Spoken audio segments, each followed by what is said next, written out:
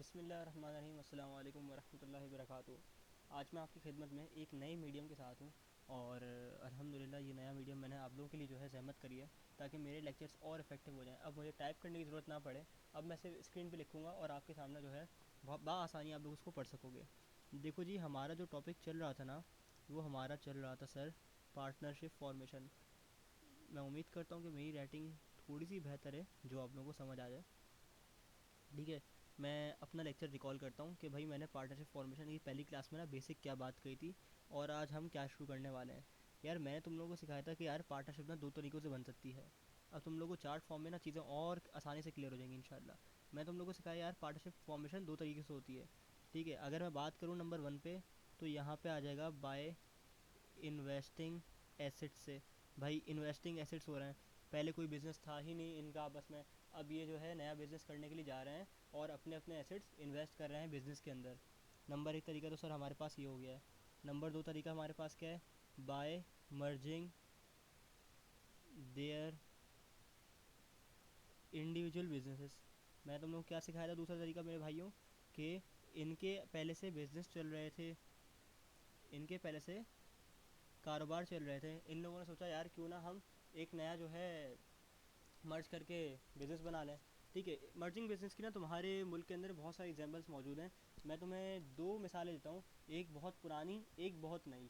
एक बहुत पुरानी मिसाल अगर मैं तुम्हें दूँ कि तुमने बचपन में एक ब्रांड का नेम सुना होगा सर, वो ब्रांड नेम था एल जी था। ठीक है, जी फॉर तो मुझे आज तक याद है कि वो गोल्ड स्टार कोई कंपनी थी, लेकिन एल से मैं भूल गया उसका एग्जैक्ट नाम क्या था।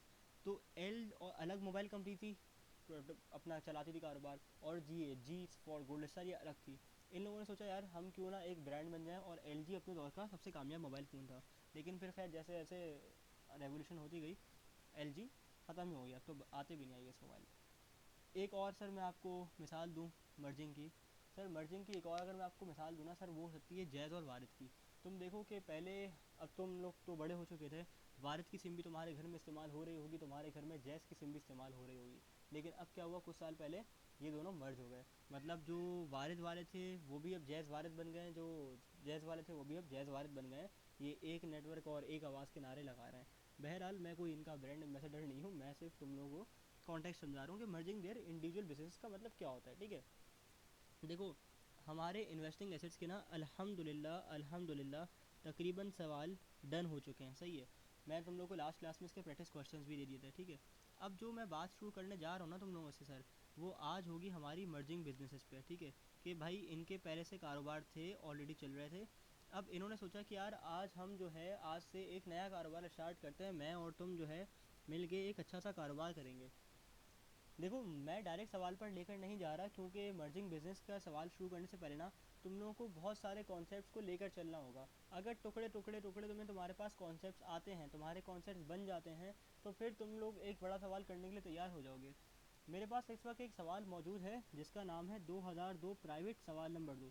दिखने में तकरीबन ये आज से कोई 18 साल पहले का मुझे सवाल लगता है तकरीबन, है ना। लेकिन ये एक सवाल थोड़ा अच्छा सवाल है, एक लेंदी सवाल है। इसका जनरल भी अच्छा खासा लंबा बनता है, और इसकी बैलेंस शीट भी जो है वो एक अच्छी बैलेंस शीट बनती है। तो ये एक कॉम्प्रिहेंसिव क्वेश्चन हमारी खिदमत में आने वाला है। देखो यार, इस सवाल को शुरू करने से पहले ना मैं तुम्हें एक कॉन्सेप्ट देता हूँ कॉन्ट्रा अकाउंट्स का। ठीक है, कि भाई व्हाट इज़ कॉन्ट्रा अकाउंट्स। मैंने लास्ट क्लास में इसके ऊपर वर्बली बात की थी, मतलब मुंह ज़बानी बात की थी, मैंने कुछ लिखा नहीं था। आज मैं लिख देता हूँ। देखो कॉन्ट्रा अकाउंट्स क्या होते हैं, अगर मैं तुम्हें एक बहुत देसी बहुत लेम सी ज़बान में समझाऊँ ना, मैं बोलूँगा भाई ये अपने पेरेंट अकाउंट के मनहूस बच्चे होते हैं। मतलब ये एक बुरे अकाउंट होते हैं अपने पेरेंट अकाउंट्स के। अच्छा सर, मतलब क्या हो गया आपकी बात का, आपने अपनी डिस्कशन को दो हिस्सों में तोड़ दिया। इसका मतलब सर आपने कहा कि एक पेरेंट अकाउंट होता है, फिर सर आपने हमें ये कहा कि एक उसका कॉन्ट्रा अकाउंट होता है। ऐसा ही कहा आपने? जी बिल्कुल मैंने ऐसा ही कहा है। सर आप मिसाल तो दे दें, ज़रा मिसाल भी देते हैं। जैसे फ़र्ज़ करो मैं तुम्हें अगर बात करूं अकाउंट रिसीवेबल की, तो अकाउंट रिसीवेबल का कॉन्ट्रा अकाउंट क्या बनेगा, अलाउंस फॉर बैड डेट। ठीक है, मैं ज़रा ये अलाउंस फॉर बैड डेट लिख के तुम्हें इसका पूरा कॉन्टेक्स्ट समझाता हूँ कि कॉन्ट्रा अकाउंट का मतलब क्या है। मैंने तुम्हें पहली बात तो बताई कि ये अपने अपने पेरेंट अकाउंट के मनूस बच्चे होते हैं। ठीक है, ये पहली बात मेरी हो गई। लेकिन सर ये तो आपने बहुत ही लेम बात कर दी है, आप हमें कोई ऑथेंटिक बात बताएं। देखो ये अकाउंट जो होते हैं ना काउंटर अकाउंट, इनकी एक खसूसियत है कि भाई ये अपने पेरेंट अकाउंट की वैल्यू को हमेशा डिक्रीज़ करते हैं, ठीक है। और ये एक बात और याद रखना कि अगर इनके पेरेंट अकाउंट डेबिट हो रहे होंगे तो इनका जो काउंटर अकाउंट है वो हमेशा क्रेडिट हो रहा होगा। मतलब इनके पेरेंट अकाउंट का अगर ओपनिंग बैलेंस आ रहा है ना डेबिट साइड पे, तो इनका हमेशा क्लोजिंग वो ओपनिंग बैलेंस जो है वो क्रेडिट साइड पर आ रहा होगा। और ये हमेशा अपने पेरेंट अकाउंट की वैल्यू को जो है ना वो कम कर रहे होंगे। पहली सर आपने मिसाल दे दी अकाउंट सिबल का काउंटर अकाउंट क्या है, allowance for bad debt. Sir दूसरी मिसाल है आपके सामने परचेजेस की, ठीक है। परचेजेस है, काउंटर अकाउंट क्या है सर, परचेज रिटर्न। फिर सर हम आपसे बात करते हैं सेल्स, एक अकाउंट है, उसका काउंटर अकाउंट क्या है, सेल रिटर्न, ठीक है। इसी तरह से कैपिटल क्या है, एक पेरेंट अकाउंट है, उसका काउंटर अकाउंट क्या है सर, उसका काउंटर अकाउंट क्या है, ड्राइंग है, सही है। इसी तरह अगर मैं एक अकाउंट तुम्हारे साथ डिस्कस करने बैठूं फिक्स एसेट्स का, तो सर फिक्स एसेट एक अकाउंट है बड़ा, उसको कौन कम करता है, उसको कौन कम करता है, हमने आखिरी टॉपिक क्या पढ़ा है, डेप्रीसिएशन। तो जाहिर सी बात है ये अलाउंस फॉर डेप्रीसिएशन जो है ना ये अपने पेरेंट अकाउंट की वैल्यू को कम कर देती है। और मैंने इसमें एक तुमसे बड़ी अच्छी बात की थी जो तुम्हें याद रखने की थी कि भाई अगर इनके पेरेंट अकाउंट डेबिट होते हैं तो ये हमेशा क्रेडिट हो रहे होंगे। भाई लेट से इनके पेरेंट अकाउंट अगर डेबिट होते हैं तो ये हमेशा क्रेडिट हो रहे होंगे। एक बात हमेशा याद रखना, ये बात समझ आती है। तो अब हम क्या करेंगे, अब हम लोगों को जो सवाल करने ना, हम इस सवाल के कॉन्टेक्स्ट में अगर तुमसे मैं बात करूँ, ये जो हम लोग सवाल करने जा रहे हैं, तो इस सवाल में आपको ये सीखने की ज़रूरत क्यों पड़ी, इस सवाल में आपको सीखने की ज़रूरत ये पड़ी कि हमें जो है ना इनके कैपिटल्स निकालने पड़ेंगे। भाई फ़र्ज़ करो कि एक बंदे का बिज़नेस का पूरे एसेट एंड लाइबिलिटीज़ अलग दी हुई हैं, दूसरे बंदे के बिज़नेस के पूरे एसेट्स एंड लाइबिलिटीज़ अलग दिए हुए हैं। अब हमें निकालने हैं क्या, कैपिटल निकालने हैं कि भाई किसका कितना कैपिटल मौजूद था पहले से जो वो ला रहा है टोटल। अब ज़रूरी थोड़ी है यार हर बंदा कैश ला रहा हो, वो बोलते हैं यार मैं पुराना बिज़नेस जो है अपना सारा सामान उठाकर ला रहा हूँ, तो अब वो अपना रिसीवेबल भी ला रहा होगा, अपना पेबल भी ला रहा होगा, उसके साथ उसके बैड डेट्स भी आ रहे होंगे। तो सर आप मतलब ये हमें कॉन्ट्रा अकाउंट का कॉन्सेप्ट आखिर दिया क्यों है। थोड़ी देर रुको, एक और मैं तुम्हें बात बताता हूँ फिर उसके साथ लिंक करता हूँ। तुम ज़रा मुझे एक बात और बताओ, तुम मुझे बताओ तुमने फर्स्ट ईयर के अंदर ना एक बेसिक अकाउंटिंग इक्वेशन पढ़ी होगी, ठीक है। सर इक्वेशन अकाउंटिंग की हम सबको याद है, सर हम सबको वो अकाउंटिंग की इक्वेशन याद है, वो कहता था कि sir assets is equals to liabilities plus owner equity. Owner equity जिसको तुम अब कैपिटल कह सकते हो, बच्चे थे तो ओनर इक्विटी कहते थे, ठीक है। ये तुम्हारे एसेट की डेफिनेशन होती थी और मतलब जो हमारी बेसिक अकाउंटिंग इक्वेशन को फॉर्म करती थी। तो अगर मैं तुम्हें सवाल के अंदर बोलूँ कि यार इसका कैपिटल तो निकाल कर दो ज़रा, इस बंदे का मैं कैपिटल निकाल कर दूँ, तो तुम क्या करोगे, इस फॉर्मूले से कैपिटल निकाल लोगे। अगर मैं तुम्हें, मुझे बताओ, अगर मैं तुम्हें सवाल के अंदर एक बंदे की एसेट्स दूँ और मैं तुम्हें लाइबिलिटीज़ प्रोवाइड करूँ, तो तुम मुझे क्या कैपिटल निकाल के दे सकते हो। सर बिल्कुल दे सकते हैं, कैसे। मैं आपको एसेट देता हूँ, बस फ़र्ज़ करो मैं तुम्हें एक छोटे से नंबर से ना लेके शुरू करता हूँ, एक छोटे से नंबर से मिसाल शुरू करता हूँ। मैं आपको बोल रहा हूँ सर इसके एसेट 100 रुपये हैं, इसकी लाइबिलिटी 50 रुपये है, मुझे बताओ कैपिटल कितना है। तुम बोलोगे अच्छा सर ऐसा है, तुम बोलोगे भाई asset is equal to liabilities plus owner equity, तुम यही बोलोगे। तो तुम क्या करोगे, तुम 100 को इधर ही रखोगे, ये 50 यहाँ पे प्लस की साइन में, तुम इसको इधर ला के माइनस कर दोगे, और इज इक्वल टू तुम्हारे पास सर 50 रुपये का टोटल कैपिटल आ जाएगा। तुम मुझे इस तरह नंबर्स में निकाल के दे दिया करते थे जब तुम छोटे थे, जब तुम फर्स्ट ईयर कॉमर्स पढ़ रहे थे। लेकिन अब तुम थोड़े से हो गए हो बड़े, अब तुम्हें जो है ये अकाउंटिंग इक्वेशन के थ्रू नहीं निकालना बिल्कुल ऐसे, लेकिन एक जनरल जनरल बनाकर बैलेंसिंग फिगर तुम कैपिटल की निकाल लोगे। लेकिन उस जनरल जनरल के लिए तुम्हें पता करना ये ज़रूरी है कि यार कौन सी चीज़ डेबिट करूँ, कौन सी चीज़ क्रेडिट करूँ, मुझे ज़रा ये तो बताओ, ठीक है।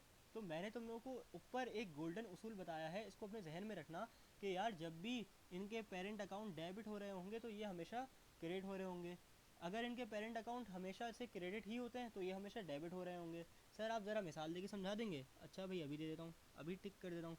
तुम मुझे बताओ अकाउंटेबल क्या है, एसेट है, तुम्हारे पास एसेट शो हो रहा है, तो मतलब ये किस साइड में शो हो रहा होगा, डेबिट साइड में शो हो रहा होगा। ये बड़ा गंदा बन गया वैसे।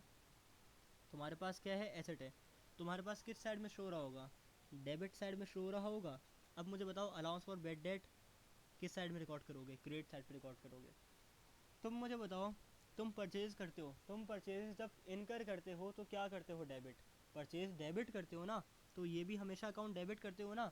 तो जब परचेज रिटर्न करते हो, जब ख़रीदा हुआ माल वापस करते हो, तो क्या एंट्री पास करते हो। सर हम एंट्री पास करते हैं, अगर हमने कैश पे किया है तो cash debit, purchase return credit. तुम परचेज रिटर्न क्रेडिट क्यों करते हो, क्योंकि ये एक कॉन्ट्रा अकाउंट है। इसका पेरेंट अकाउंट कौन सा है, इसका पेरेंट अकाउंट सर परचेजेस है। इसी तरह से सेल्स पर आ जाओ। सर जब हम सेल्स करते हैं तो हम एक एंट्री पास करते हैं।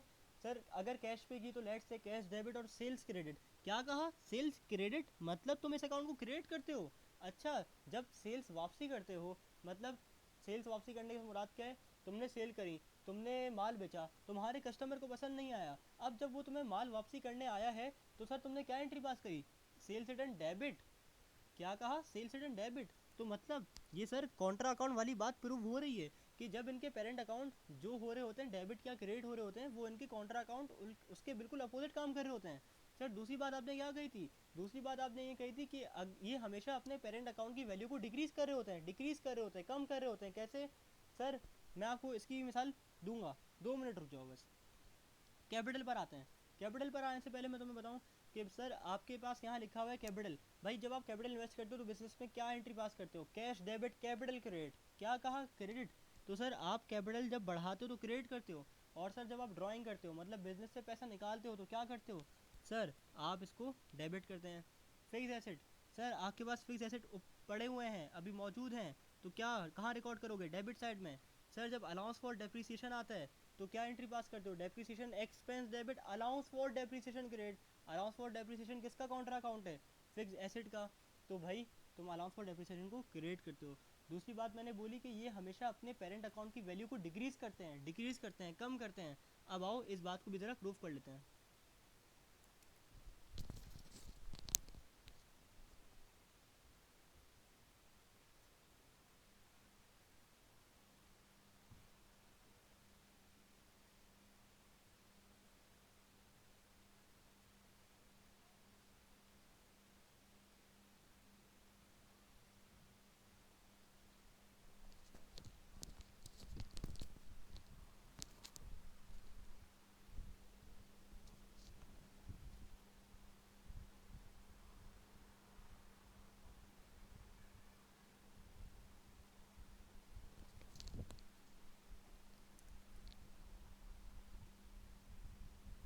अच्छा जी, तो हम क्या प्रूफ कर रहे थे यहाँ पर, हम ये प्रूफ कर रहे थे कि जो काउंटर अकाउंट है ये हमेशा अपने पेरेंट अकाउंट की वैल्यू को डिक्रीज़ करते हैं। सर आप इसको प्रूफ करके दिखाने वाले थे, हाँ बिल्कुल मैं इसको प्रूफ करके ही दिखाने वाला हूँ। तुम मुझे ज़रा एक बात बताओ, जब तुम परचेज कर, जब तुम अकाउंट रिसीबल तुम्हारा क्रिएट होता है, लेट से तुम्हारा अकाउंट रिसीबल था 100 रुपये से, ठीक है। अरे यार ये यहाँ क्यों आ गया, लेट से तुम्हारा अकाउंट रिसीबल कितने का था, तुम्हारा अकाउंट रिसीबल था 100 रुपये का, 100 रुपये का था, ठीक है। तो तुम्हारा अकाउंट रिसीबल डेबिट साइड में 100 रुपये का शो हो रहा होगा। अब मुझे ये बताओ कि जब तुम्हें लगा तुम्हारा कस्टमर तुम्हें पैसे नहीं देगा, तुम्हारे लिए क्या बन गया, बैड डेट बन गया। जब तुमने बैड डेट रिकॉर्ड किया तो तुम क्या करोगे, तुम्हारा रिसीबल ऑटोमेटिकली कम हो गया, रिजल्टेंटली तुम्हारा नेट अकाउंट रिसीबल कितना हो गया, 80 रुपये हो गया। एक और मिसाल ले लो, मिसाल नंबर 2, सर तुमने परचेज़ करी, तुमने जो है ना ख़रीदारी करी 1000 रुपये की, ठीक है। तुम्हें 300 रुपये का माल पसंद नहीं आया, तुमने वापस करा दिया। तुम्हारी नेट परचेज कितनी हो गई हैं, तुम्हारी नेट परचेज कितनी हो गई हैं सर, 700 रुपये हो गई हैं। तो ये क्या था, परचेज रिटर्न तुमने किया था ना, इसकी वजह से तुमने 300 रुपये माइनस किए ना। इसी तरह से तुम सो ऑन कैरी कर सकते हो सारी मिसालों को अपने इस पर, ठीक है।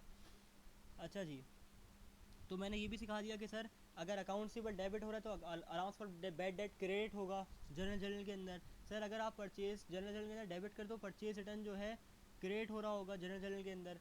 हमने ये सारी बातें सीखी हैं, ठीक है। अब याद रखो, इस अगर मैं इक्वेशन पर आ जाऊँ बेसिक अकाउंटिंग इक्वेशन पे, तो मैं तुमसे कहूँगा यार, मैं तुम्हें ज़रा दूंगा कुछ एसेट्स, मैं तुम्हें दूंगा कुछ लाइबिलिटीज़, मैं तुम्हें बोलूँगा ज़रा यार इसका मुझे कैपिटल निकाल कर दो, ठीक है। पहले हम बेसिक बेसिक कैपिटल निकालना सीखेंगे। सर हम कैपिटल किस तरह निकालते हैं, बिल्कुल अगर मुझे सिर्फ एक एसेट और लाइबिलिटी ही दी हुई हो तो मैं क्या करूँगा, और अगर मुझे एसेट और लाइबिलिटी के अलावा कुछ और डाटा भी दिया गया हो, कुछ और डाटा भी दिया गया हो, तो मैं किस तरह कैपिटल निकालूंगा। और अगर फिर मैं तुम्हें बोलूँ कि ज़रा मुझे जर्नल एंट्री के थ्रू कैपिटल निकाल के दो, तो तुम किस तरह निकालोगे। पहले हम ये बेसिक एक्सरसाइज करेंगे, हाथ साफ करेंगे कैपिटल निकालने पे। तो इस सवाल के अंदर ना हमारा तकरीबन तकरीबन अगर मैं तुम्हें बताऊँ ना 70-60% जनरल जनरल बन जाएगा आराम से, 75-80% बन जाएगा। रह क्या जाएगा, अगर ज़्यादा एक्सेस कैश मैं वापस लेकर जा रहा हूँ तो, या फिर अगर कुछ रह गया होगा तो फिर मैं उसकी एंट्री बना दूंगा। सिर्फ 2 एंट्री हमें सीखने के लिए रह जाएंगी अगर तुमने कैपिटल ध्यान से सीख लिया तो। तुम लोग सोच रहे हो कि यार फर्स्ट ईयर का कॉन्सेप्ट है, दोबारा पका रहा है, लेकिन खैर ये कॉन्सेप्ट अगर तुम लोग ने स्ट्रॉन्ग कर लिया ना अपना, तो बहुत ही आला हो जाएगा। ठीक है, मैं मिसाल देता हूँ, एग्जाम्पल नंबर 1, ठीक है, कैपिटल निकालने के लिए। चलो क्वेश्चन 1, एक सवाल बनाते हैं। सर ये मिस्टर उदैस साहब हैं, इनका आपने जो है ना हमें निकाल कर देना है कि सर इनका कैपिटल कितना हुआ। आपको इनकी कुछ इन्फॉर्मेशन प्रोवाइड कर दी गई है। आपको कहा गया है सर इनके पास जो है ना कैश पड़ा हुआ है 10,000 रुपये, इनका अकाउंट रिसीवेबल आ रहा है 5,000 रुपये का। सर इनके पास जो है ना कुछ इन्वेंट्री पड़ी हुई है वेयर हाउस में, उन्होंने छुपा के रखी है, बताते नहीं है किसी को, वो 50,000 रुपये की है। ठीक है, उसके बाद सर इसने आपको इन्फॉर्मेशन प्रोवाइड करी है कि सर इसके पास जो है ना क्या कह सकते हैं सर, इक्विपमेंट पड़ा हुआ है। ठीक है, अभी अभी ख़रीदा इसने बिंदास किस्म का ₹1,00,000 का। सर आपसे मैं सिर्फ इतनी सी रिक्वायरमेंट मांगता हूँ, बल्कि नहीं, मैं सिर्फ एसेट की बेस पे थोड़ी कैपिटल निकलवाऊँगा, इतना पागल थोड़ी हूँ। सर आपको ये बोलता है कि सर इसके जो है ना वो अकाउंट पेबल भी आ रहे हैं, सही है, इसके बहुत सारे अकाउंट्स पेबल हैं, तो सर वो कुल मिला के ना 70,000 रुपये के बनते हैं। ये बात हो गई। अच्छा सर, फिर ये आपसे बोलता है कि सर इसने जो बैंक लोन लिया हुआ है ना, वो इसका इस वक्त 5,000 रुपये का शो हो रहा है। सही है, आपसे क्या मांगता हूँ मैं, आपसे सर क्या मांगता हूँ, सर आपसे मैं एक बिल्कुल बेसिक सी रिक्वायरमेंट मांगता हूँ। मैं बोलता हूँ कि भाई इन हुदैस साहब का आप मुझे कैपिटल निकाल कर दो।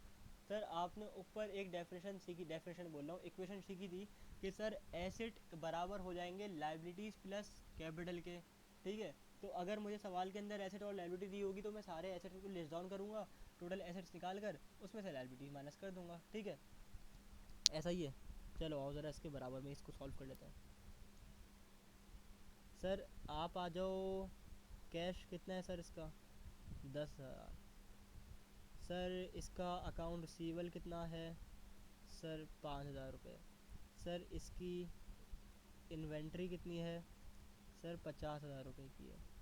अच्छा सर इसके पास जो इक्विपमेंट पड़े हुए ख़जाने में वेयर हाउस में इसके, वो कितने थे, वो ₹1,00,000 के बताए थे आपने। ठीक है, मुझे बताओ इसके टोटल एसेट्स कितने हो गए। देखो ये मैं जनरल जनरल के अंदर नहीं बना रहा, मैं सिर्फ एक ऐसे ही सॉल्व कर रहा हूँ, इसको जनरल जनरल के अंदर भी बनाना सिखा दूंगा नीचे। ठीक है, सर इसके टोटल एसेट्स कितने हो रहे हैं, सर ये 1,50,000, ये 1,50,000, ये और 15,000 ये, तो 1,50,000 और 15,000 कितने बनते हैं सर, 1,65,000 रुपये बनते हैं इसके टोटल एसेट्स। सर अगर आप इसमें से लेस कर दें लाइबिलिटीज़, अगर आप इसमें से लेस कर दें लाइबिलिटीज़, सर लाइबिलिटीज़ इसके पास कितनी आती हैं, सर इसके पास एक लाइबिलिटी आ रही है अकाउंट पेबल के नाम से। देखो जो कैपिटल निकालने का काम है ना, तुम लोग सिंगल एंट्री में भी करते हो, तो तुम लोग अगर यहाँ से सीख रहे हो तो सिंगल एंट्री में तुम लोगों को इंशाल्लाह आसानी ही होनी है। दूसरी लाइबिलिटी क्या है sir, bank loan. Sir bank loan क्यों लाइबिलिटी है, सर लोन लिया है मतलब पैसा आया है मतलब एसेट होना चाहिए, ये आपने लाइबिलिटी में क्यों रिकॉर्ड किया है, गलत कर दिया आपने। नहीं भाई गलत नहीं किया, लोन है ना, लाइबिलिटी है, तुम्हें पे करना है, इट्स योर ऑब्लिगेशन टू पे योर बैंक लोन। तो लाइबिलिटी नहीं है तो और क्या है, एसेट है क्या है, कैपिटल है क्या, नहीं लाइबिलिटी है। तो मैं यहाँ से 5,000 भी निकाल लेता हूँ। तो जब मैं 1,65,000 में से 75,000 माइनस करूँगा तो मैं भी कैलकुलेट कर लेता हूँ। सर मेरे हिसाब से ना ये 90,000 बनता है। ठीक है, तो अगर तुमसे कोई पूछे कि भाई हुदैत भाई का कैपिटल कितना है, तो तुम क्या बोलोगे कि सर हुदैत साहब का जो कैपिटल है ना वो 90,000 रुपये है। यहाँ तक बात क्लियर है। अब सर आप ज़रा मुझे इसकी एंट्री पास करके दिखा दो। अगर आप बोलते हो कि मुझे एंट्री के अंदर कैपिटल निकालना है, ये एंट्री से मुराद क्या है, ये जनरल जनरल है, ठीक है, ये गली के अंदर एंट्री की बात नहीं हो रही है। तो आप ज़रा मुझे बता दो मेरे पास क्या क्या आइटम्स थे, मैं उसको पहले लिस्ट डाउन कर देता हूँ। Cash, account receivable, inventory, equipment. Cash, account receivable, inventory, ये मैं जनरल जनरल बना रहा हूँ और ये मैं सब डेबिट कर रहा हूँ। क्यों, क्योंकि कैश भी है मेरे पास, बिजनेस के अंदर है, एसेट है डेबिट हो रहा है, अकाउंट रिसीवेबल है डेबिट हो रहा है, इन्वेंट्री है डेबिट हो रही है, इक्विपमेंट डेबिट हो रहा है, ठीक है। तो ये सारे कितने कितने थे मेरे पास, 10,000, 5,000, 50,000 और 1 लाख। 10,000, 5,000, 50,000 और 1 लाख रुपए, ठीक है। अगर मैं जनरल एंट्री नहीं बना रहा था तो फिर मैंने क्या कर दिया था, अपने सारे एसेट्स को यहाँ यहाँ ज़रा देखो टोटल करके लिख दिया था। अब मैं क्या करूँगा, अब मैं टोटल करके नहीं लिखूँगा, मैंने डेबिट के साइड में लिख दिया तो बहुत काफ़ी है मेरे लिए। अब मुझे बताओ ज़रा कि लाइब्रेरीज तुम लोग कहाँ रिकॉर्ड करते थे, जब फर्स्ट ईयर कॉमर्स के अंदर तुम लोग जनरल के अंदर एक बेसिक सी एंट्री पास करा करते थे कि sir obtained bank loan of ₹40,000, तुम कैश डेबिट करते थे और अकाउंट पेएबल, लोन पेएबल, इन सब मंजन को क्रेडिट करा करते थे। तो क्यों करते थे भाई अकाउंट पेएबल को क्रेडिट, मुझे ज़रा बताओगे। सर हम इसलिए करा करते थे अकाउंट पेएबल को क्रेडिट क्योंकि सर हमारी लाइबिलिटी इंक्रीज हुई है, हमारी लाइबिलिटी बढ़ी ही है। तो यहाँ क्या है, एसेट है, नहीं सर लाइबिलिटी तो है ये अकाउंट पेबल, और क्या है। तो सर ये अकाउंट पेबल मैं क्रेडिट कर देता हूँ ज़रा, कितने से सर, 70,000। सर इन साहब के पास एक बैंक लोन भी तो आ रहा था, तो सर मैं यहाँ पे बैंक लोन भी लिख देता हूँ सर, 5,000 का। तो सर जो मेरे पास बैलेंसिंग फिगर आएगी वो क्या है, किसका, सर कैपिटल है मिस्टर हुदैद का। तो सर मुझे बताइए कि कैपिटल कितना है इन भाई साहब का। सर 90,000 आया है। सर वेरीफाई करना है, आप एक काम करो, अगर आपको वेरीफाई करने का दिल चाह रहा है तो इन सबको प्लस करो और इन दोनों को माइनस कर दो, ठीक है। अच्छा एक सॉरी यार, ये मैंने ब्रैकेट में लिख दिया, जनरल एंट्री के अंदर तो कुछ ब्रैकेट में लिखोगे नहीं ना, सब डेबिट या क्रेडिट करोगे, प्लस माइनस अकॉर्डिंगली करोगे। तो बात क्लियर है। अगर मैं तुमसे सिर्फ डाटा दूँ मैं तुम्हें, और मैं तुम्हें कहूँ कि यार ज़रा कैपिटल निकाल कर दे दो, तो निकाल लोगे, कर लोगे मैनेज। यहाँ तक बड़ी ही आसान बात करी थी। अब आ जाओ ज़रा, मैं इसी सवाल को थोड़ा सा कॉम्प्लिकेटेड बना देता हूँ, बल्कि इस सवाल को नहीं, मैं तुम लोगों के सामने जो है एक नया सवाल ना पेश करता हूँ तुम्हारी खिदमत के अंदर। चलो भाई, एक नया सवाल, क्वेश्चन नंबर 2। कैपिटल निकालेंगे लेकिन इतना आसान नहीं होगा, थोड़ा सा डिफ़िकल्टी लेवल जो है मैं सवाल का बढ़ा दूँगा। मैं तुम्हें इन्फॉर्मेशन देता हूँ, किसकी दें किसकी दें, सोचते हैं। चलो मिस्टर पख्तून, बस जो जहन में नाम आया बना दिया। इनकी मैं तुम्हें इन्फॉर्मेशन दे रहा हूँ पख्तून साहब की, ठीक है। और पख्तून साहब की जो इन्फॉर्मेशन दी हुई है ना तुम्हें दिया हुआ है सर, इसके पास कैश है 1 लाख रुपए का, इसके पास रिसीवेबल शो हो रहा है सर 20,000 रुपये का। सर इसकी बुक में ना एक अलाउंस फॉर बैड डेट्स भी आ रहा है, वो कितने से आ रहा है सर, 5,000 रुपये से आ रहा है। सर इसके पास इन्वेंट्री भी आ रही है, और इन्वेंट्री आ रही थी तकरीबन लगभग 15,000 रुपये की शो हो रही है। फिर उसके बाद तो मैं बोलता है कि सर इसके पास जो है ना वो कुछ अकाउंट पेबल भी शो हो रहे हैं। सर वो अकाउंट पेबल कितने के शो हो रहे हैं, इसके पास सर 10,000 रुपये के शो हो रहे हैं, ठीक है। सर इसके पास एक अदद फर्नीचर भी मौजूद है, फर्नीचर मौजूद है इसके पास सर, तकरीबन वो जो है ना 1,50,000 रुपये का है। और सर इसके अलावा फर्नीचर के अलावा इसके पास जो है ना फर्नीचर के साथ साथ ही ना इसके पास एक अलाउंस फॉर डेप्रिसिएशन भी शो हो रहा है, ठीक है। एक अलाउंस फॉर डेप्रिसिएशन भी इसके पास शो हो रहा है। तो सर वो कितने का हो रहा था सर, वो 15,000 रुपये का हो रहा था। अब अगर मैं आपसे सर एक मासूम सा सवाल करूं, मैं आपसे एक मासूम सी रिक्वायरमेंट बोलूं और मैं कहूं कि यार ज़रा मुझे इसका जनरल बना कर दे दो, तो क्या तुम बना कर दे सकते हो। जनरल छोड़ो, मैं तुम्हें पहले बोलता हूँ कि यार इस बंदे का ना, इस डाटा का, जो मैंने डाटा जितना आपको फराम किया हुआ है, इसका ज़रा मुझे कैपिटल निकाल कर दे दो। तो क्या तुम लोग मेरे लिए इतना सा काम कर सकते हो कि कैपिटल निकाल कर दे सकते हो। ज़रा वीडियो पॉज करके ट्राई कर लेना, लेकिन खैर तुमसे निकलेगा नहीं, तो ये देख ही लो। उसके बाद अगले सवालात में निकालते रहना आराम से, बहुत सारे सवाल हैं हमारे पास प्रैक्टिस करने के लिए हमेशा की तरह से, ठीक है। तो अगर मैं आपसे कैपिटल निकालवाऊँ इसका, तो तुम लोग क्या करोगे मुझे बताओ ज़रा। अब तुम अगर इस सवाल को गौर करो ना, तो इस सवाल में मैंने कुछ कॉन्ट्रा अकाउंट्स भी दे दिए हैं, ज़रा आइडेंटिफाई करवाओगे मेरे साथ कि वो कौन कौन से कॉन्ट्रा अकाउंट से सर, जो मैंने इस वीडियो के अंदर तुमसे, सॉरी इस सवाल के अंदर तुमसे डिस्कस करने जा रहा हूँ। सर ये number 1 allowance for bad debt मिल गया। अच्छा सर, एक हमें मिल गया सर ये अलाउंस फॉर डेप्रीसिएशन। अब इन कॉन्ट्रा अकाउंट का क्या करना है, ज़रा कुछ सोचो, ज़रा कुछ दिमाग लगाओ, कुछ अगर तुम्हें याद आ जाए कि यार हमें इन कॉन्ट्रा अकाउंट के साथ कुछ ये काम करना है, तुम लोग क्या करोगे इसको। सबसे पहले आइडेंटिफाई करो उनके पेरेंट अकाउंट कौन थे। सर इनके जो पेरेंट अकाउंट थे ना, वो ये थे।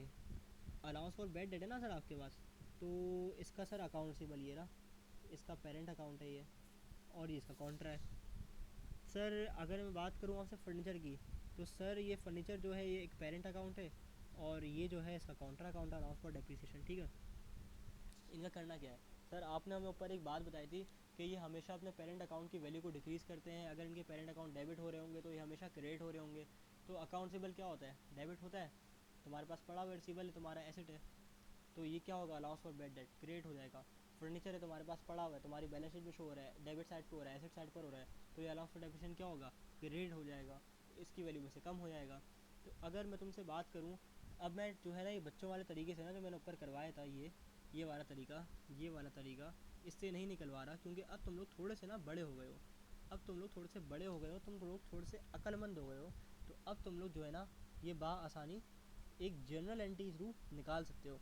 सर जर्नल एंट्री कैसे बनाएंगे सर हम इसकी, टेंशन नहीं लो, मैं बनवा रहा हूँ, सही है। तुम लोग ज़रा ये देख लो, मैंने इतनी लंबी इसलिए करी है, अपनी क्लास का तकरीबन 26 मिनट इसलिए लगाया है ताकि तुम लोग सीख लो कि सर इसकी जर्नल एंट्री किस तरह बनेगी, सही है। अगर मैं तुमसे इसकी जर्नल एंट्री बनवाऊँ, तो मुझे ये बताओ कि तुम्हारे पास क्या क्या इन्फॉर्मेशन अवेलेबल है, क्या क्या तुम्हारे पास एसेट्स हैं जो तुम्हें डेबिट करना है। Sir cash, account receivable, inventory, furniture, बस इसके अलावा तो कुछ नहीं है। ठीक है sir, cash, account receivable, inventory और फर्नीचर, यही चार तुम्हारे पास एसेट्स आ रहे हैं, इसके अलावा तो कोई एसेट्स नहीं है। सर हमारे पास सवाल के अंदर कैश गिवन है 1 लाख रुपए से, और रिसीवेबल है 20,000 रुपये से। तो अगर मैं यहाँ पे कैश डेबिट करता हूँ 1 लाख रुपये से, रिसीवेबल रिकॉर्ड करता हूँ अपना 20,000 रुपये से, हमारे पास इन्वेंट्री कितनी आ रही है, 15,000 रुपये से हमारे पास इन्वेंट्री पड़ी हुई है। और सर फर्नीचर जो हमारा रिकॉर्ड हो रहा है इस वक्त वो 1.5 लाख रुपये के ऊपर हो रहा है। अब हमारे पास कॉन्ट्रा अकाउंट्स में कौन कौन से अकाउंट्स बचते हैं। सर हमारे पास एक बच रहा है अलाउंस फॉर बैड डेट्स, दूसरा आ रहा है अलाउंस फॉर डेप्रिसिएशन। इसका क्या करना है, थोड़ी देर पहले हमसे डिस्कस हुआ था हमारे साथ ये कि हम लोग इसको क्रिएट कर रहे होंगे। तो अगर मैं अलाउंस फॉर डेप्रिसिएशन और अलाउंस फॉर बैड डेट को क्रिएट कर दूँ तो कोई हर्ज तो बिल्कुल भी नहीं है। यहाँ मैंने अलाउंस फॉर बैड डेट्स लिख दिया है, और यहाँ पर मैं अलाउंस फॉर डेप्रिसिएशन लिखने जा रहा हूँ। सर अमाउंट ज़रा हम देख लेते हैं कि इसके हमारे पास कितने कितने आ रहे हैं। अलाउंस फॉर बेड डेट का जो हमारे पास अमाउंट आ रहा है वो 5,000 का है, और अलाउंस फॉर डेप्रिसिएशन 15,000 रुपये का है। 5,000 और 15,000, ये हमारा बनता है 15,000 रुपये। अब मुझे बताओ कोई ऐसी चीज़ तो नहीं जो हमने मिस कर दी हो। सर हमने कैश रिकॉर्ड कर लिया है, रिसीवेबल रिकॉर्ड कर दिया है, अलाउंस फॉर बेड डेट भी रिकॉर्ड हो गया है, अलाउंस फॉर डेप्रिसिएशन भी रिकॉर्ड हो गया है। बचता क्या है हमारे पास, अकाउंट पेबल। सर ये क्या होगा, ये क्रिएट होगा क्योंकि ये हमारी लाइबिलिटी है। सर अकाउंट्स पेबल हमारे पास आ रहा है, और ये कितने से आ रहा है, ये हमारे पास सर आ रहा है 10,000 रुपये से। कितने से आ रहा है, 10,000 रुपये से। तो अगर मुझे तुम बताओगे कि इसका कैपिटल कितना है तो क्या ही अच्छी बात हो जाएगी। ज़रा ऐसे टोटल करके इसके अंदर से ये तीनों चीज़ें ज़रा माइनस कर दो, तो तुम्हारे पास जो आंसर आएगा ना वो आएगा कैपिटल। सर एसेट मेरे पास आ रहा है 1 लाख रुपये से, रिसीवल 20,000 का, इन्वेंट्री 15 की, और फर्नीचर 1.5 लाख का। सर टोटल एसेट्स बनते हैं 2,85,000, 285,000। जब इसमें से मैं 10, 15 और 5 माइनस करूँगा ना तो मेरे पास 2,55,000 आ जाएगा। ठीक है, ये मेरा कैपिटल आ चुका है। तो सर आपने नई बात क्या बताई, हमने इस सवाल में नया क्या सीखा। अगर तुम पिछले सवालात में देखोगे ना तो सिर्फ मैंने एसेट्स माइनस लाइबिलिटीज़ करवाई थी, कि तुम्हें सिर्फ एसेट में से लाइबिलिटी माइनस करवा कर सीधा सीधा सा मासूमाना सा कैपिटल निकलवा कर दिखा दिया था। लेकिन फिर हमने कुछ कॉन्सेप्ट पढ़े, हमने कॉन्सेप्ट पढ़े सर कॉन्ट्रा अकाउंट के और पेरेंट अकाउंट के, हमने इनके रूल्स डिस्कस किए। उसको हमने अप्लाई किया अपने इस कॉन्सेप्ट के ऊपर। फिर हमने यहाँ पर जो है एक नए और अच्छे तरीके से हमने कैपिटल निकालना सीख लिया है, ठीक है। हमने सीख लिया है सर कि अब हमें अगर सवाल के अंदर कोई भी ट्रेडिंग इन्फॉर्मेशन प्रोवाइड की जाए, हमें अकाउंट्स टेबल दिया जाए, हमें बैड डेट्स दिए जाए, तो सर हमने घबराना नहीं है, हमने डरना बिल्कुल भी नहीं है। हमने क्या करना है, सीधा सीधा सर जो आपने बताया है कि आंख बंद करके इसको क्रिएट कर देना है allowance for bad debts, allowance for depreciation को। लेकिन आंख बंद करके क्रिएट कर दोगे अगर हमेशा ऐसे ही बोलोगे तो समझेगा अगला बंदा कि तुमने रट्टा मारा है, लेकिन तुमने रट्टा तो लगाया ही नहीं है, तुमने तो कॉन्सेप्ट से पढ़ा है, और कॉन्सेप्ट सारे हम लोग पर डिस्कस कर लिए, ठीक है। अब देखो मैं तुम लोगों के सामने एक सवाल रखूँगा जो 2002 प्राइवेट का सवाल है, आई गेस मैं ट्राई करता हूँ तुम लोग की स्क्रीन पे मैं ला सकूँ उसको, और फिर वो सवाल हम रीड करेंगे, आराम से सुकून से रीड करेंगे, उसके बाद हम लोग उस सवाल को सॉल्व करेंगे, ठीक है। सर सवाल आपकी स्क्रीन पे जो है शो हो रहा है, पार्टनरशिप फॉर्मेशन का सवाल है ये, तकरीबन 2002 प्राइवेट का सवाल। हम रीड कर लेते हैं। सवाल के अंदर हम सबसे पहले कहते हैं कि sir mister Walmart and mister Marshall, ये दो अलग अलग बंदे थे, were carrying on their independent businesses, ये अपने अपने कारोबार चमकाए हुए चढ़ा रहे थे। लेकिन अब क्या हुआ, there financial position on January 1 2001 was in under. 1 जनवरी 2001 को इनकी फाइनेंशियल पोजीशन ये थी, मतलब तुम्हें इनके एसेट्स भी दिए हुए हैं और इनकी लाइबिलिटीज भी दी हुई है, ठीक है। ज़रा देखो गौर से देखो, ये तुम्हारे एसेट्स भी इनके दे दिए गए हैं और इनकी लाइबिलिटीज भी दे दी गई हैं। कैश दिया हुआ है सर, रिसीवेबल दिया हुआ है इतना है सर, इसकी इन्वेंट्री इतनी है, लैंड एंड बिल्डिंग है, ऑफिस इक्विपमेंट है। अब देखो क्या आ रहा है, allowance for depreciation, allowance for bad date, और फिर अकाउंट पेबल भी दिया हुआ है और कैपिटल निकलवा रहा है, तुमसे कैपिटल निकालने को बोल रहा है, इसके तुम्हें मार्क्स देगा।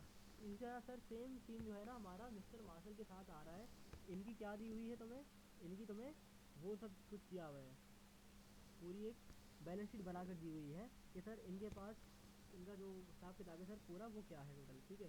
ये सब कुछ दिया हुआ यहाँ तक क्लियर है। इसके बाद सर ये आपसे एक बात और कहता है, ये कहता है कि ऑन 1 जनवरी 2001, जनवरी 1 2001 को, मतलब कि जिस दिन की ये बैलेंस शीट तुम्हें गिवन है, देखो जनवरी 1 2001 की गिवन है, इसी दिन पे क्या हुआ, इसी दिन दोनों ने डिसाइड किया टू अमलगमेट देयर बिजनेसेस, ये थोड़ा सा उल्टा हो गया, अमलगमेट देयर बिजनेसेस, ये ऑलरेडी हाईलाइटेड है देख लो। अमलगमेट का मतलब क्या है सर, मर्ज होना, कंबाइन करना। 1 जनवरी 2001 को इन दोनों ने डिसाइड किया कि यार वॉलमार्ट तुम अलग बिजनेस क्यों कर रहे हो, मार्शल भाई तुम अलग बिजनेस क्यों कर रहे हो, भाई हम लोग मिलकर कारोबार करते हैं यार, हम लोग मिलकर कारोबार करेंगे। तो इन लोगों ने क्या सोचा कि भाई अब हम लोग मिलकर कारोबार करते हैं, और इन लोगों ने सोच लिया कि भाई अब हम एक पार्टनरशिप बनाएंगे जिसका टाइटल हम लोग रखेंगे मार्शल वॉलमार्ट, जिसका टाइटल हम लोग क्या रखेंगे, मार्शल वॉलमार्ट रखेंगे। आगे बढ़ते हैं sir, they agree to take their assets and liabilities at their book values. Sir इसका मतलब क्या है एट देयर बुक वैल्यूज़ का, सर फिलहाल आप इसको छोड़ दो, आप फिलहाल इसको इग्नोर करके सवाल सॉल्व करो, इसका कॉन्सेप्ट हम अगली लेक्चर में डिस्कस करेंगे कि sir what is the difference between book values and what is the difference between agreed values, मतलब बुक वैल्यूज़ क्या होती हैं, एग्रीड वैल्यूज़ क्या होती हैं, इन दोनों का आपस में डिफरेंस क्या होता है, ये हम लोग अगले लेक्चर में डिस्कस कर रहे होंगे। पढ़ते हैं, they agree to take their assets and liabilities at their book values in the new partnership firm, मतलब नई पार्टनरशिप फर्म बन रही है। They further agree to make their capital at par with each other. देखो at par का यहाँ मतलब क्या है सर, एट पार का मतलब यहाँ पर है कि इक्वल, इन दोनों ने डिसाइड किया कि भाई हम लोग जितना पैसा लाएंगे ना वो इक्वल लाएंगे, जितना तुम लाओगे उतना मैं लाऊंगा। अच्छा कितना कितना लाओगे, आगे बोलता है सर 40 लाख रुपए, मतलब 4 मिलियन रुपए ईच शॉर्टेज, सही है 4 लाख रुपए। फिर बोलता है each shortage to agreed capital if any, अगर कोई बंदे को हमने बोला है भाई आप भी 4 मिलियन लाओगे और आप भी 4 मिलियन लाओगे, अगर कोई कम लाता है तो आगे बोलता है is to be made by the partner by investing an additional amount in cash from his personal resources. अगर कोई बंदा कम लाया, पैसा कम लाया है फर्म के अंदर, तो वो अपने घर से पैसा लेकर आएगा अगर, ठीक है। फिर आगे बोलते हैं एंड एक्सेस इफ़ एनी, अगर कोई बंदा ज़्यादा ले आया, भाई आपने 40 लाख मंगवाए थे, मैं जज्बाती में जो मेरे पुराने एसेट्स और लाइबिलिटीज़ पड़ी हुई थी सर, वो कैपिटल मेरा बनता ही 55 लाख है, तो मैं क्या करूँगा सर, आप 15 लाख घर लेके चले आओ, मसले वाली बात नहीं है। क्योंकि ये लिखता है if excess if any is to be withdrawn in cash from the business of newly form firm, ठीक है। रिक्वायरमेंट पढ़ते हैं सर, ये सवाल जो है ना वो 25 नंबर का तकरीबन, ठीक है, तकरीबन 25 नंबर का है। मैं ज़रा पिछले सवाल को देख लूँ कि वो इस पे मार्क्स लिखे हुए इसके या नहीं। हाँ, 25 नंबर का ही सवाल है ये सवाल 25 नंबर का आया था 2001 में। अब इस सवाल की वेटेज तकरीबन सिमट कर लॉन्ग में अगर मैं तुम्हें बताऊँ ना, यही सवाल आया तो 12.5 भी नहीं, 15 मार्क्स का तकरीबन ये सवाल बनता है। तो 25 तो नहीं, तुम्हें 15 तो मिल ही जाएंगे, लेकिन अगर तुमने पूरी मेहनत करी और सवाल सॉल्व किया। Requirement number 1, pass journal entries in the books of new partnership firm जिसका नाम होगा मार्शल वॉलमार्ट। अब हम ये नहीं करेंगे messrs Walmart and messrs Marshall firm, ये नहीं करेंगे क्योंकि दुकान का नाम तो उसने खुद ही लिख कर दे दिया कि भाई मार्शल वॉलमार्ट के नाम से की दुकान है।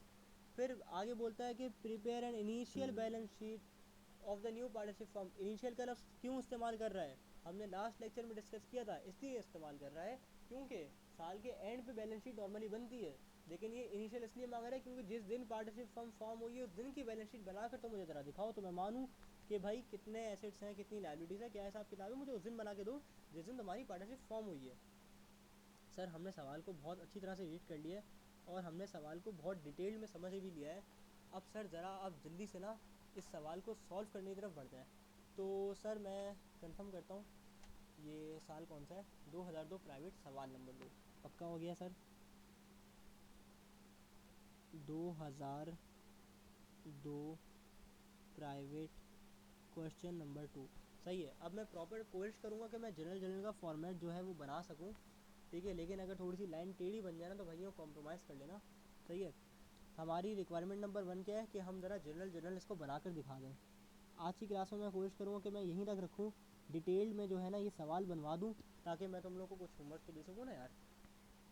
मार्शल वॉलमार्ट, ठीक है, हम इसका क्या करने जा रहे हैं सर, हम इसका जनरल बनाने जा रहे हैं। तो एक क्यूट सी हेडिंग डालेंगे जनरल।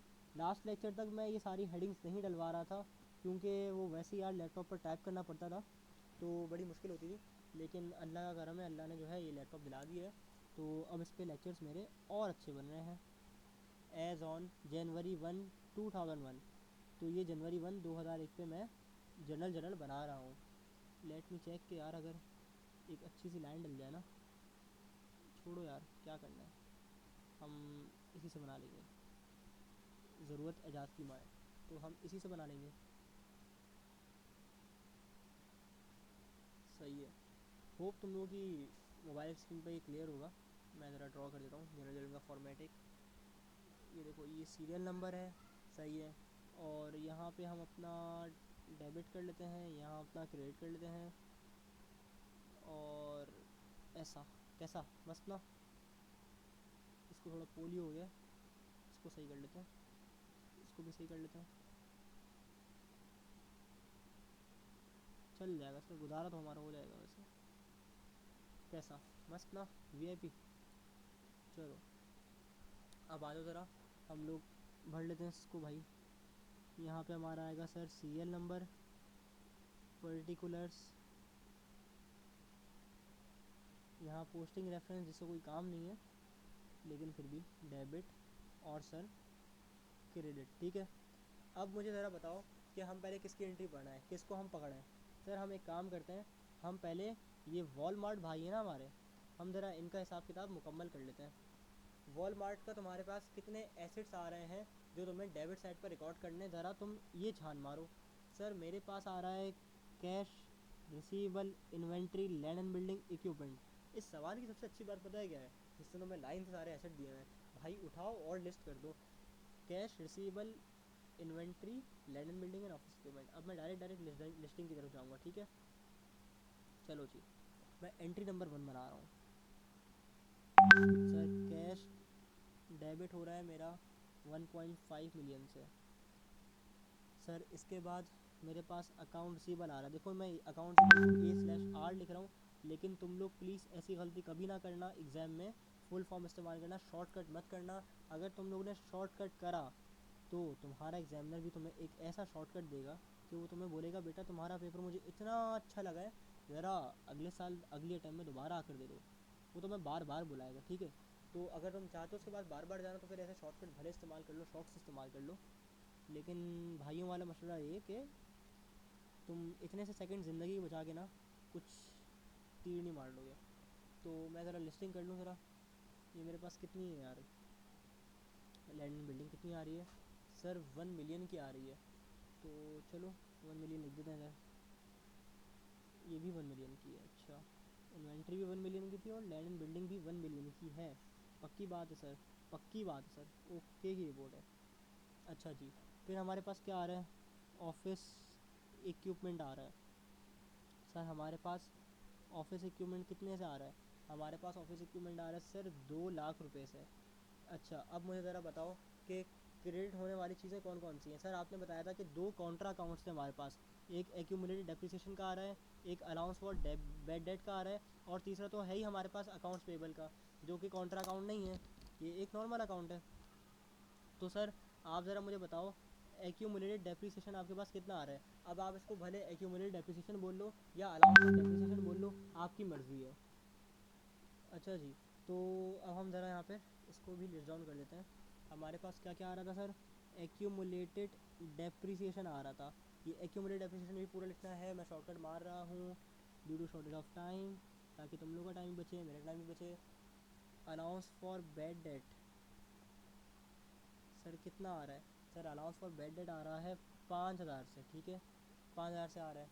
अब मुझे बताओ कि और तुम्हारे पास इसमें क्या चीज़ आ रही है क्रिएट करने वाली। सर अकाउंट पेबल आ रहा है। सर अकाउंट पेबल कितने से आ रहा है, अकाउंट पेबल सर आ रहा है 1,70,000 रुपये से। और कोई इन्फॉर्मेशन है इन भाई की तुम्हारे पास, देखो हमने कैश लिख लिया है, रिसीवेबल ये भी और एक्यूमुलेटेड ऑप्शन इक्विपमेंट के ऊपर भी नोट कर लिया है, अलाउंस बैड डेट भी नोट कर लिया है, अकाउंट पेबल भी नोट कर लिया है। तो सर अगर तुम मुझे बता सकते हो ज़रा प्लस माइनस करके कि ये जो वॉलमार्ट भाई है मेरे पास, इनका कैपिटल कितना आ रहा है।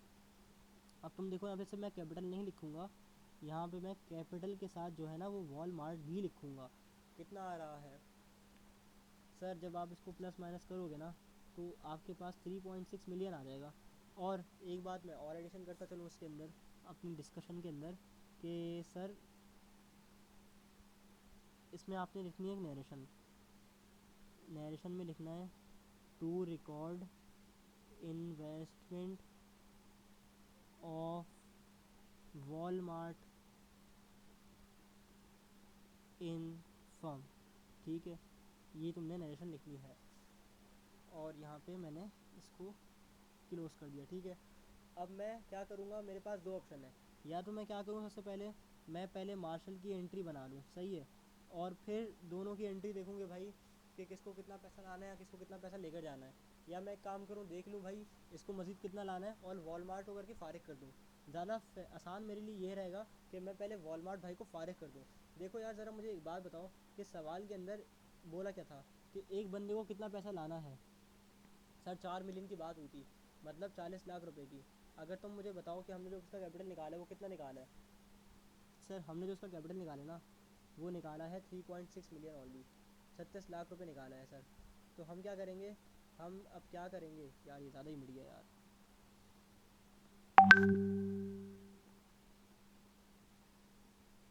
हम क्या करेंगे, कितने हमें और लाने पड़ेंगे 40 लाख को बराबर करने के लिए। सर हमें 4 लाख और लाने पड़ेंगे। तो सर अगर आप एक एंट्री बना दो, cash debit capital credit. Sir cash debit capital credit क्यों, सर क्योंकि कैश जो है ना फर्म के अंदर आ रहा है 4 लाख से, और कैपिटल क्रेडिट अगर मैं कर दूं 4 लाख से, कैपिटल किसका सर क्रेडिट होगा, कैपिटल क्रेडिट होगा सर वॉलमार्ट का, ठीक है। फिर मैं यहाँ पे नरेशन लिख दूंगा, to record additional investment by by Walmart in firm, ठीक है, मैं ये लिख दूंगा और मैं अपनी एंट्री नंबर 2 ख़त्म कर दूंगा। अब हमारे पास सर आएगी एंट्री नंबर 3। ये एक बड़ा ही जो है ना कॉम्प्रीहेंसिव क्वेश्चन है जो बहुत टाइम लेता है, लेकिन अगर ये सवाल कर लिया तो फिर मर्जिंग बिजनेस के काफ़ी हद तक सवाल तुमसे सॉल्व हो जाएंगे इंशाल्लाह, ठीक है। तो अब ज़रा मुझे बताओ कि मेरे पास इस बंदे का क्या क्या डाटा अवेलेबल है। जो मेरे पास कौन था सर, मार्शल था। सर इसका भी कैश रिसीवेबल ये सब कुछ गिवन है, आप ज़रा जल्दी जल्दी इसका आप कैपिटल निकाल लें, ठीक है सर, इसका भी कैपिटल निकाल लेंगे, मसले वाली बात नहीं है। तो cash, account receivable merchandise, inventory, land and building, office equipment. और क्रेडिट साइड पे हमारे पास चीज़ें आ रही हैं accumulated depreciation, allowance for bad date, accounts payable. और फिर जो बैलेंसिंग फिगर आएगी ना वो मेरे पास आ जाएगी कैपिटल किसकी, मार्शल की। सर मेरे पास बैलेंसिंग फिगर आएगा, कैपिटल जो आएगा वो मार्शल का कैपिटल होगा। ज़रा हम इसको प्लॉट कर लेते हैं, इसकी फिगर्स को लिख लेते हैं ज़रा। सर अगर मैं फिगर्स लिखने की बात करूं तो 1.6 मिलियन का ये कैश ला रहा था जवान। ये बहुत छोटा हो गया है कॉलम, लेकिन खैर एडजस्ट कर लो। वक्त के साथ साथ इंशाल्लाह आपका भाई प्रॉपर कॉलम बनाया करेगा। पहली क्लास है मेरी इसके ऊपर आज। तो 1.5 मिलियन ये हो गया। सर 2 मिलियन जो है ये हो गए हैं। 2.5 लाख रुपए, 2.5 लाख रुपए ऑफिस इक्विपमेंट मैंने लिस्ट डाउन कर दिया। क्या रह गया यार, मैंने क्या मिस कर दिया। Cash 1.6 million, account receivable 1.5 lakh रुपए से, और मर्चेंडाइज इन्वेंट्री 1.5 मिलियन से। अरे यार ये सीक्वेंस मैंने ऊपर नीचे कर दिया ना तो जगह फुल हो गई है।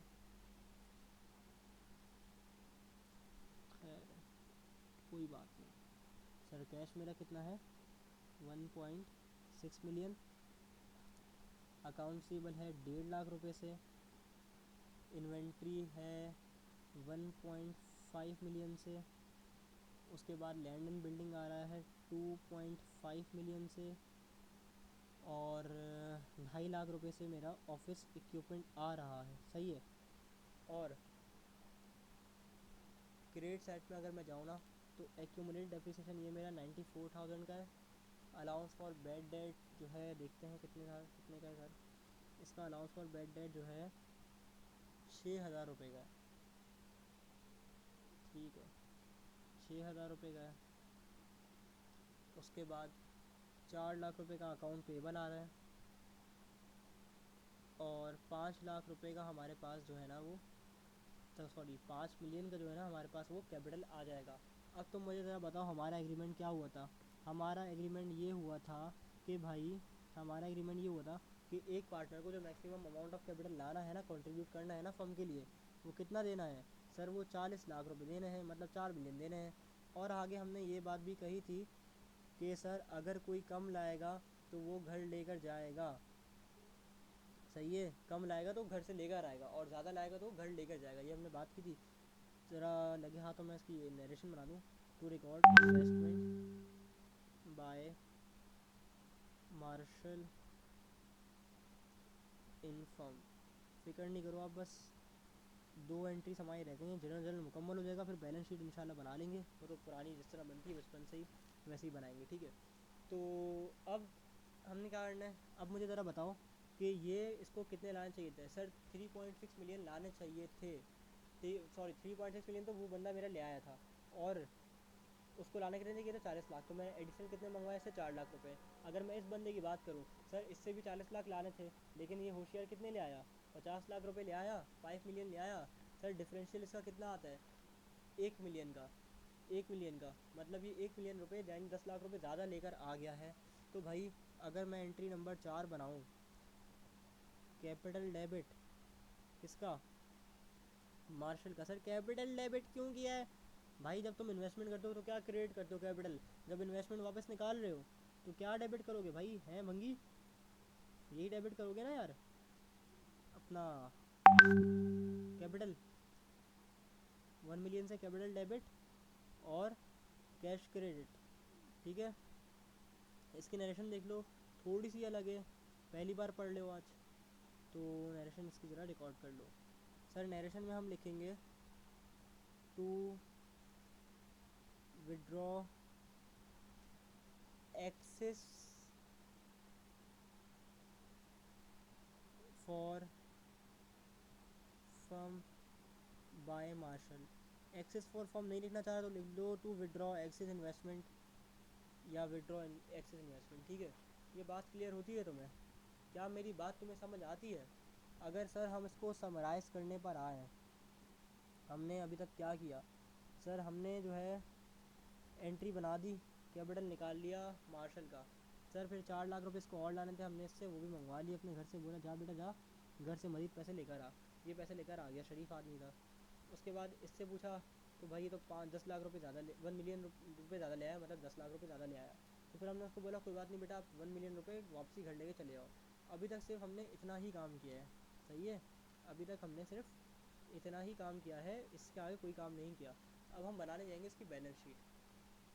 बैलेंस शीट बनाने के लिए ना मेरी एक बात याद रखो, तुम्हारी ज़िंदगी में तुम्हें बहुत इंशाल्लाह काम आएगी।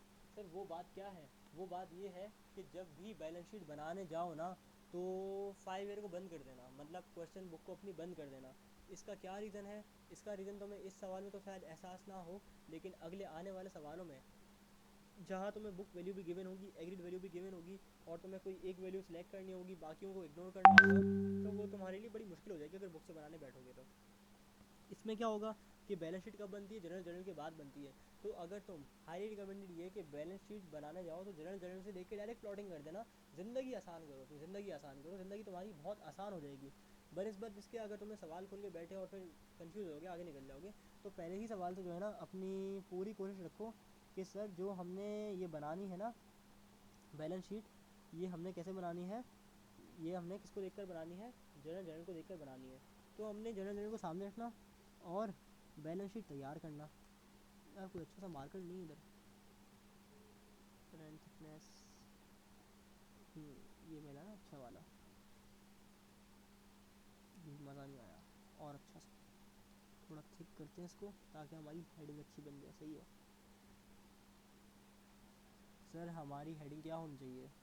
हमारी फर्म का नाम क्या था? Martial Walmart. सर हम क्या बनाने जा रहे हैं?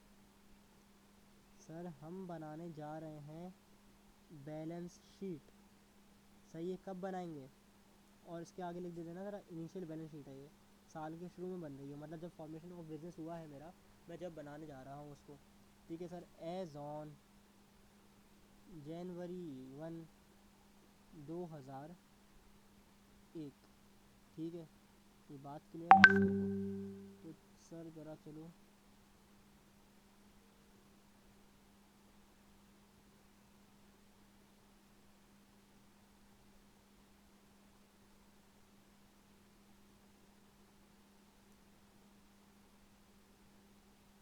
यहाँ अगर मैं एसेट्स लिख दूँ और अगर मैं यहाँ लिखूँ लाइबिलिटी एंड इक्विटी, यह सब छोड़ो, मैं लाइबिलिटी एंड इक्विटी नहीं लिखता, मैं पार्टनरशिप कर रहा हूँ ना, तो मैं एक काम करता हूँ, मैं लिखता हूँ फर्म्स इक्विटी। ठीक है, ये ज़्यादा अच्छा लगेगा, फर्म की इक्विटी लिख देता हूँ ना, क्योंकि पार्टनरशिप की अकाउंटिंग कर रहा हूँ। तो मैं यहाँ लिखूँगा फर्म्स इक्विटी। ठीक है, अब हम लोग शुरू करने जा रहे हैं अपनी बैलेंस शीट को। अच्छा जी, अब हम कैश अपना एसेट्स के अंदर ना सबसे पहले एक कोई हेड पिक कर लेते हैं और उसको देखते हैं सर कितनी बार बैलेंस शीट के अंदर, वो जनरल एंट्री के अंदर हमारे पास वो आ रहा है और उसको किस तरह से डील करना है। सर अगर मैं लाइन बाय लाइन सारी चीज़ें करता रहूँ, तुम जनरल एंट्री बनाने के लिए ना एक चीज़ सिर्फ इंश्योर कर लेना, सॉरी बैलेंस शीट बनाने के लिए एक चीज़ इंश्योर कर लेना कि तुम्हारा जो जनरल जर्नल है उसके अंदर तुमने जो सारे चीज़ लिखी है ना, कैश रिसीवेबल इन्वेंट्री, ये सब तुम टिक कर लो। अगर ये सब तुमने टिक कर लिया, इसका मतलब है कि तुमने हर चीज़ को अकाउंट फॉर कर लिया, हर चीज़ को बैलेंस शीट के अंदर ले लिया है। तो जब तुमने हर चीज़ को बैलेंस शीट के अंदर ले लिया है, तो तुम्हारी बैलेंस शीट बैलेंस ना हो इसका तो सवाल पैदा होता ही नहीं है, कतई नहीं होता। ठीक है, तो आओ ज़रा हम कैश को पिक कर लेते हैं। तुम ज़रा मुझे ये बताओ इधर से देख कर कि कैश जो है, ये वाला कैश जो है सर, ये तुम्हारे पास 1.5 मिलियन से आ रहा है। ठीक है, नोट कर लिया सर मैंने 1.5 मिलियन। सर उसके बाद मेरे पास कैश आ रहा है 4 लाख से। ठीक है सर, मैंने ये भी नोट कर लिया 4 लाख से आ रहा है।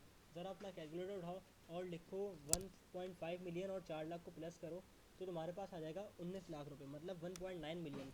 फिर ज़रा तुम देखो कि तुम्हारे पास कैश कितना आ रहा है। सर तुम्हारे पास उसके बाद जो कैश है ना सर, वो आ रहा है 1.6 मिलियन। तो ज़रा तुम अपने कैलकुलेटर में 1.6 मिलियन ज़रा प्लस कर लो। सर ये बन जाएगा 3.5 मिलियन, सही है। लेकिन लेकिन ज़रा तुम थोड़ा सा नीचे आओगे ना, तो देखो कैश क्रेडिट हो रहा है, मतलब 3 दफ़ा कैश प्लस हो रहा है। पहले तो मतलब वॉलमार्ट लाया था, फिर वॉलमार्ट और लाया था, फिर जो है मार्शल लाया था, फिर मार्शल कुछ कैश वापस भी तो लेकर गया है ना अपने घर। तो जब मैं सबको प्लस माइनस करूँगा तो तुम्हारे पास जो आंसर आएगा सर वो आ जाएगा तकरीबन ना 2.5 मिलियन। सर वर्किंग शो करने की ज़रूरत है क्या? नहीं, वर्किंग शो करने की बिल्कुल ज़रूरत नहीं है। ये बहुत लाइट हो गया है। अगेन मैं ज़रा इसको कोई डार्क कर लेता हूँ थोड़ा सा, ये ज़्यादा अच्छा रहेगा। अगर तुम कैश यहाँ पे लिखोगे तो 2.5 मिलियन यहाँ पर लिख सकते हो। सर क्या ये हो चुका है, डन हो गया है सर? हाँ जी, ये बिल्कुल डन हो गया है, कैश तुम्हारा डन हो गया है। तो मैं कैश को जो है ना हाईलाइट कर दूंगा, अब तुम ज़रा देखो, ताकि मेरा पूरा जो है ना सब कुछ काम आसान हो जाए। ये देखो कैश डन, ये वाला कैश भी डन, ये वाला कैश भी हमने अकाउंट फॉर कर लिया है, और सर ये वाला कैश भी हमने अकाउंट फॉर कर लिया है। अब मुझे बताओ अगला मैं हेड कौन सा उठाऊँ? सर चलो अगला हेड ना मैं अकाउंट रिसीवेबल का पिक कर लेता हूँ, लाइन से भी आ रहा है। तो सर अकाउंट रिसीवेबल मुझे बताओ टोटल कितना है, टोटल अकाउंट रिसीवेबल कितना आता है? सर ये आ रहा है इसका 1 लाख रुपये, इसका आ रहा है, और सर 1.5 लाख रुपये इसका आ रहा है। तो 1 लाख और 1.5 लाख कितना बनता है? 3.5 लाख रुपये बनता है। हैं, 3.5 लाख ही तो बनता है ना। तो जब मैं 1 लाख और 1.5 लाख को प्लस करूँगा तो 3.5 लाख बनेगा। तो अगर मैं यहाँ लिख दूँ अकाउंट रिसीवेबल, और यहाँ मैं बीच में 3.5 लाख लिख दूँ, मुझे बताओ क्या 3.5 लाख मैंने वहाँ क्यों नहीं लिखा? क्योंकि इसके अंदर से मुझे allowance for bad date minus करना है। काउंटर अकाउंट को माइनस करके लिखूँगा ना यार।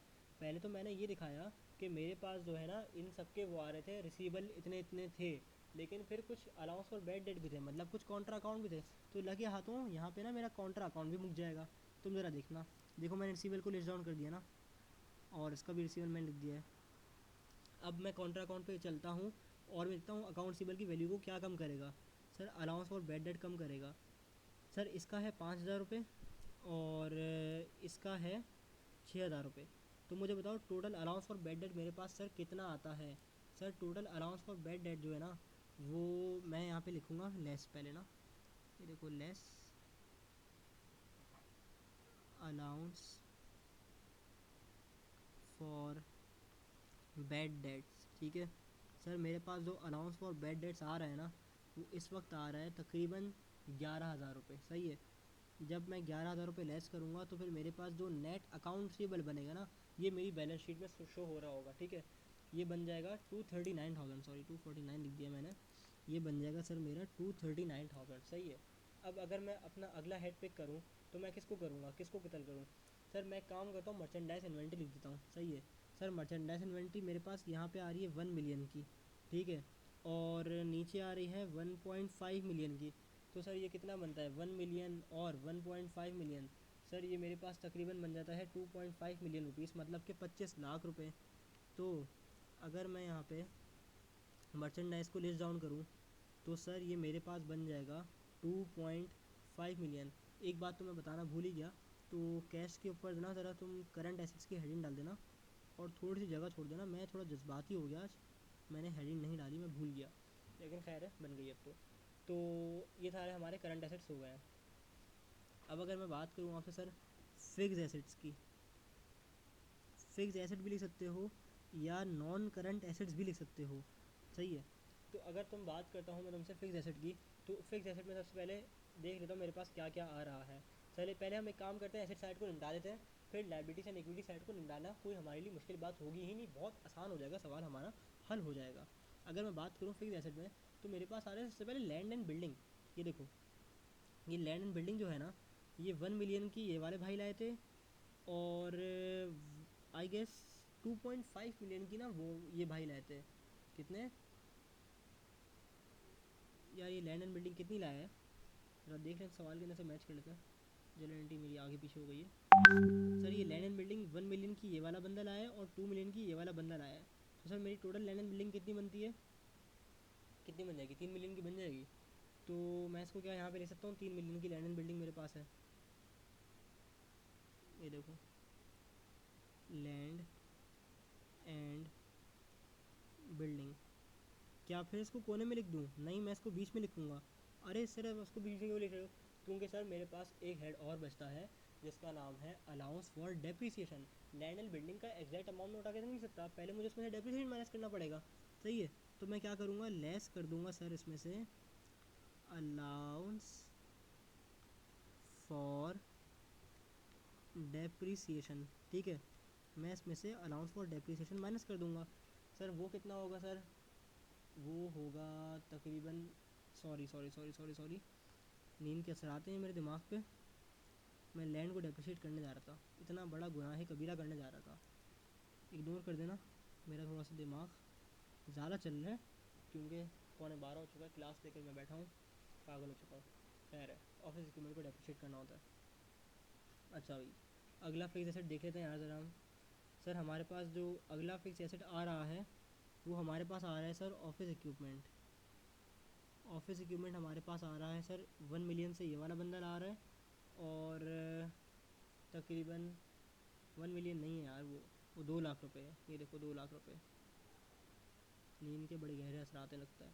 2 लाख रुपए ये रहा, और 2.5 लाख रुपए हमारे पास ये रहा, ये देखो, ठीक है। तो अगर मैं इसको टोटल करूँ कितना बनता है, 4.5 लाख बनता है। तो ऑफिस इक्विपमेंट मेरे पास टोटल बनता है सर 4,50,000 रुपये। सर इसमें से अब मैं लेस करूँगा डेप्रीसिएशन, या अलाउंस फॉर डेप्रीसिएशन भी तुम इसको कह सकते हो।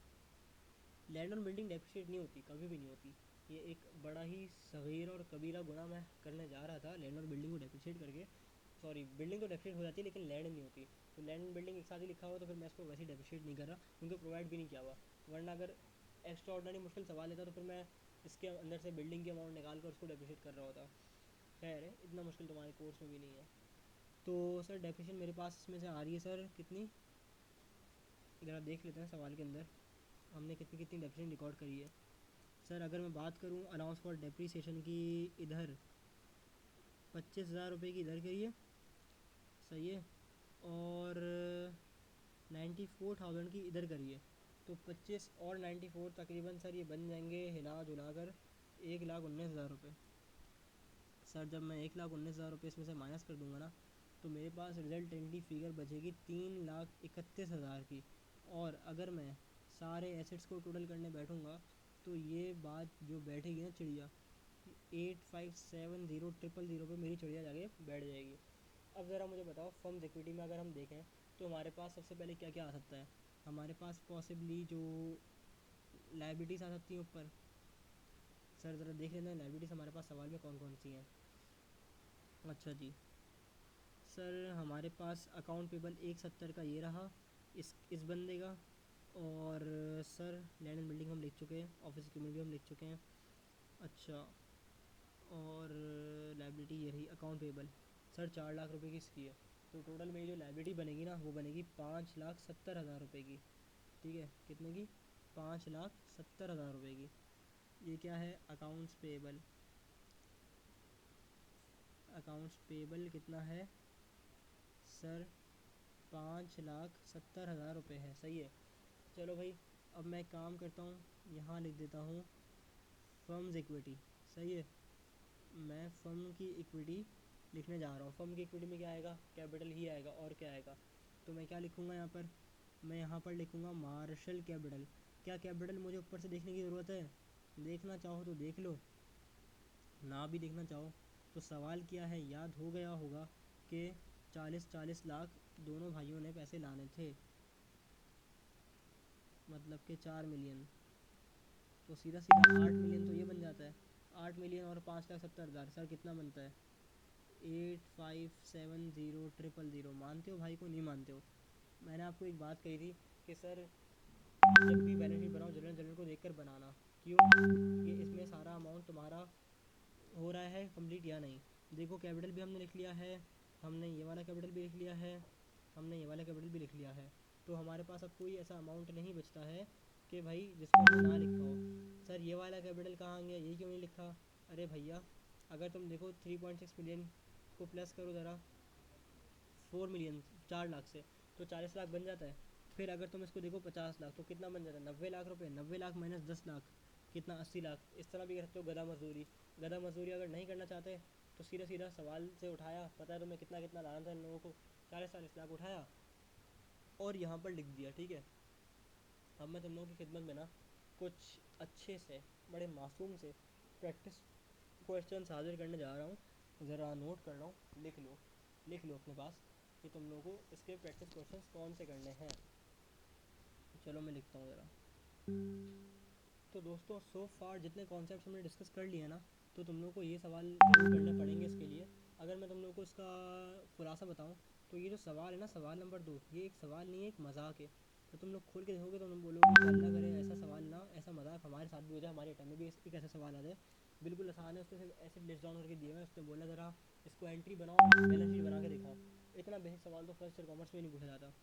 बाकी जो हमने आज ये लंबी करी ना, वॉल मार्शल और वॉल मार्ट पे जो हमारी पूरी क्लास निकल गई है, तो इसी की तरह का कुछ मिलता जुलता इसका भाई सवाल है ये 2001 रेगुलर एंड प्राइवेट सवाल नंबर 2A। ठीक है, ये इससे मिलता जुलता कुछ सवाल है, इसको तुम लोगों ने ज़रा सॉल्व कर लेना है। और 2016 सवाल नंबर 8 TW कंस्ट्रक्शन कंपनी के नाम से कोई सवाल है शायद, ये तुम लोगों ने ये कर लेना है। ठीक है, जब ये सवालात कर लो तो ही अगला लेक्चर देखना, वरना ना देखना। क्योंकि जब तक तुम लोग इस कॉन्सेप्ट को समझकर इसकी प्रैक्टिस नहीं करोगे ना, हाथ सही सेट नहीं करोगे, अपने हाथ से इन सवालों को ना गुजारो, तो तुम लोगों को जो है ना फिर आगे पढ़ने का फ़ायदा नहीं है। पढ़ते जाओ, लेक्चर्स लेते जाओ और पिछला भूलते जाओ, तो भाई ऐसे पढ़ने का फ़ायदा क्या। तो जो पढ़ रहे हो तमीज़ से एक बार पढ़ लो। चलो सेट है, अपना बहुत सारा ख्याल रखो और मेरे लिए भी बहुत सारी दुआएं करना कि बस अल्लाह कामयाब करे। तुम लोगों के लिए मेहनत कर रहा हूँ और अपनी भी मेहनत चल रही है पढ़ाई की। अल्लाह सबको कामयाब करे। Hope for the best. इंशाल्लाह फिर अगले लेक्चर में मुलाकात करते हैं। अल्लाह हाफिज़।